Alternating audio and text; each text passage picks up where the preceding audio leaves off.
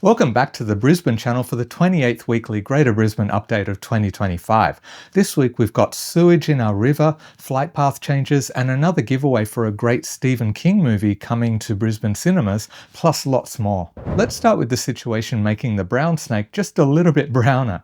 Over a period of 18 months, around 540 megalitres of raw sewage has been pumped into the Brisbane River, and it is set to continue indefinitely. So why is this happening? Well, it all started with an unexpected incident that happened in the process of Urban Utilities' Bulimba-Hamilton Siphon Renewal Program.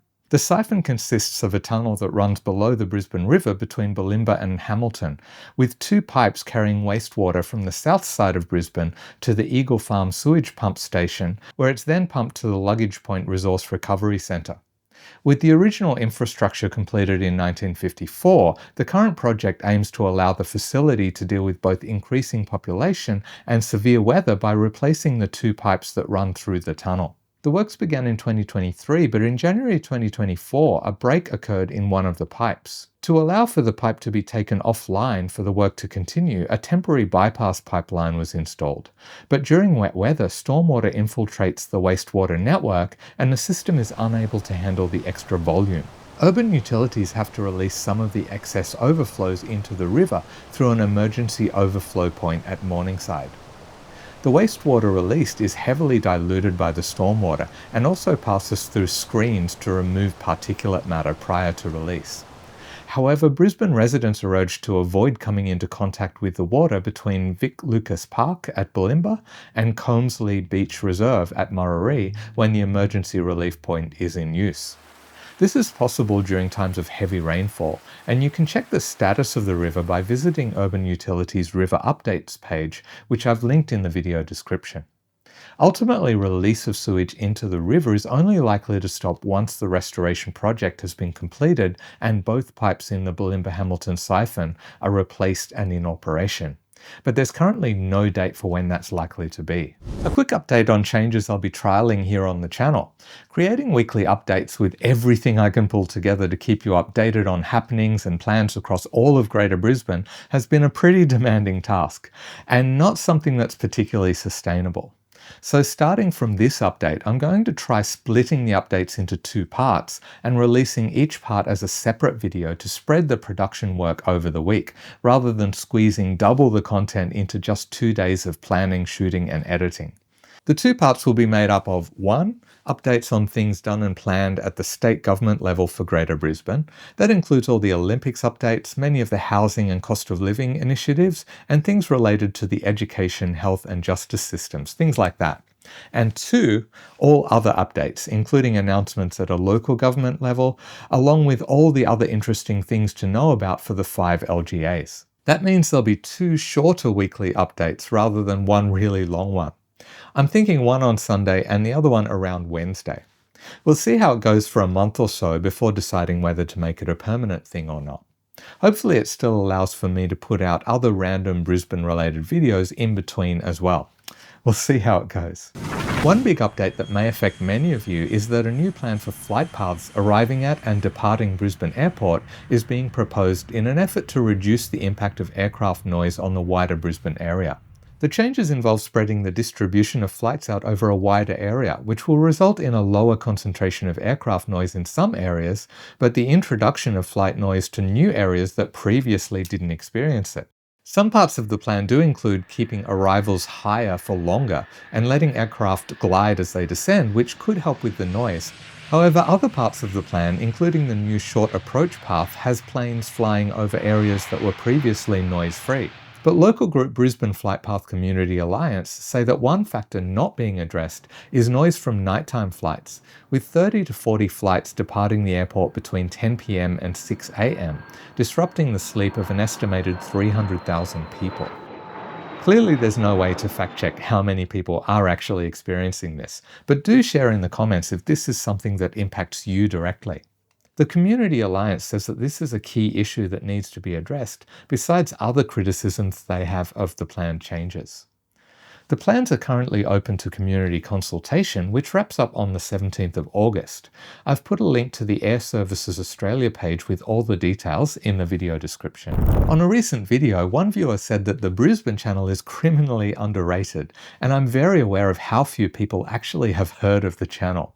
So I'd really appreciate if you think this channel brings value to people living in the wider Brisbane area, share it with a friend or anyone who may want to connect more deeply with this part of the world we live in. Of course, you can also say thanks for all the work that goes into putting these videos together by buying me a coffee, and you can allow me to give a little back for your support if you become a channel member, with a bunch of perks and extra content available to members only.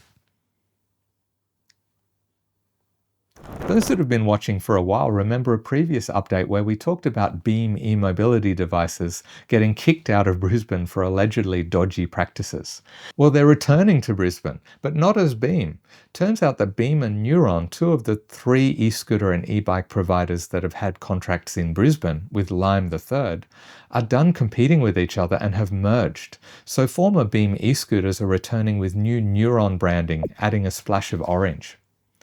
Not a life-changing update, but I try to keep you across what's happening big and small here on the Brisbane Channel, so make sure you're subscribed so that you can stay updated on all things Brisbane. The next update is on which suburbs have seen the most house and unit sales over the last quarter. This can indicate which areas have seen the largest increases in population, and the nature of the suburbs can point to the role of affordability in people's decisions on where to live.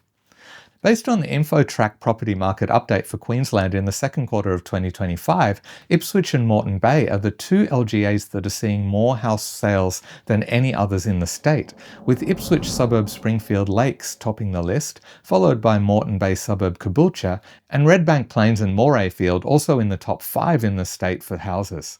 4 of the top 10 suburbs for house sales are in Moreton Bay. For units, 4 of the top 10 suburbs are in Brisbane, with Newstead sitting at number 2 and the Gold Coast making up all but 1 of the other 6 suburbs. Whether you live in a house or live in a unit, I'm sure you want it looking its best. And if you're in need of painting services, the sponsor of this video, YB Painting, is offering a 10% discount on their services to you as a viewer of the Brisbane Channel. I've heard nothing but good reports from viewers who have taken them up on their offers so far, likely due to YB Painting's high level of professionalism and their meticulous attention to detail. Their fixed pricing and 5-year warranty on all work means there'll be no unpleasant surprises. Claim your 10% discount by scanning this QR code or the link in the video description. Now to Ipswich, where the council has announced the expansion of Redbank Plaza Library, with extra services and a new entrance on level 3 of Redbank Plaza.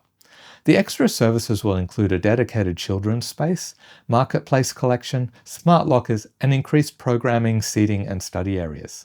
Mayor Teresa Harding expects being able to access the library from inside Redbank Plaza will make it easier for patrons to access the library. The works are expected to start late this year. Jumping now to Moreton Bay, where changes have been made to the Land Buyback for Environmental Purposes policy, which has been updated to include a greater focus on restoring properties back to their native vegetation cover. The program was implemented in 2020 and has since secured over 100 hectares of key environmental land and connected wildlife corridors. Mayor Peter Flannery says the city has 84 complex ecosystem types, some of which are currently threatened, and that the changes to the program have shifted the focus from conservation of the areas to restoring vegetation back to native conditions. But that's not the only environmental activity happening in Moreton Bay. On Sunday the 27th, as part of Planet Ark's National Tree Day, the council attempted to plant 4,000 native trees and plants in John H. Walker Reserve, Bubkup Crescent, how do you even say that? Anyway, this place, and Sir Dapper Drive Park. Efforts in previous years saw 150 volunteers turn up to help, and the council was hoping for even more this year. Recording this video on Saturday, I can't tell you if they achieved their goal of 4,000 trees or not, but I'm heading up there to cover a different story on Monday, so I'll ask them and let you know on the Brisbane Channel's Instagram account.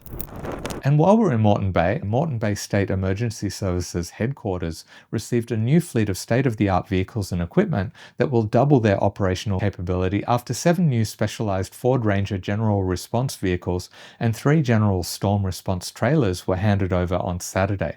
They are part of a $500,000 investment by council and the state government. Since it was partly funded by council, it made it into this update, but the first midweek update will be covering a bunch of Olympics announcements, some new housing projects, and updates on things including health, e-mobility safety, and plans to help improve the situation for renters. But before I go, I'll tell you about this week's movie ticket giveaway, and it's a good one. For those that loved The Shawshank Redemption and The Green Mile, the latest adaptation of a Stephen King novel, The Life of Chuck, will be coming to Brisbane cinemas on August 14. It's a life-affirming, genre-bending story based on Stephen King's novella about 3 chapters in the life of an ordinary man named Charles Cramps. If you want to be one of the first in Brisbane to see it, I have 10 Admit 2 tickets to the preview screening on August 12, which will be at Palace James Street. To enter, simply follow the Brisbane Channel on Instagram, comment on the Life of Chuck post, and tag one friend. I'll draw the winners in a live stream here on the Brisbane Channel on Friday the 1st of August at 7 p.m. And don't forget to check your DMs on Instagram, as that's how I'll notify the winners. I'm planning on doing a guided tour of the World Press Photo Exhibition in the next week or two, with a bit of photographic analysis since my background is in documentary photography, as well as part 2 of the Brisbane Banh Mi Quest. Here's the last weekly update, in case you missed it. I'll see you there or in the next video.